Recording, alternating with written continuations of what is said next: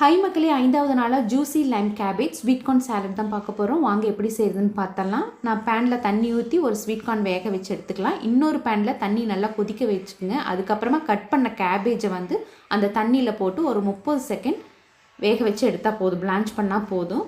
அது போட்ட உடனே அடுப்பை ஆஃப் பண்ணிடுங்க. நான் வடிகட்டியோடவே வச்சுக்கிட்டேன், அது ஈஸியாக இருக்கிறதுனால.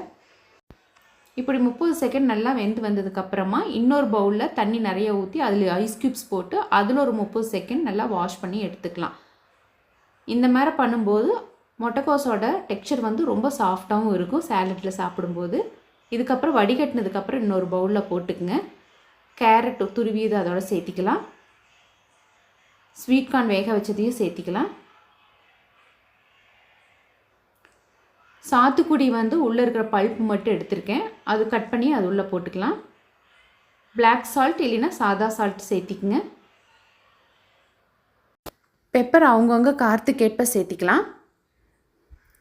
சாத்துக்குடி ஜூஸ் வந்து 2 பழம் பிழிஞ்சு வச்சுருக்கேன். நான் 3 டேபிள் ஸ்பூன் ஊற்றுறேன்.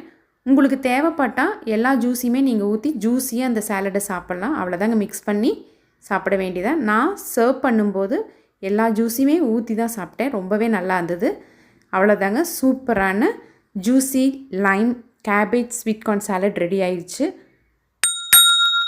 நாளைக்கு 6வது சாலட்டில் சந்திப்போம். அதுவரை நன்றி, வணக்கம்.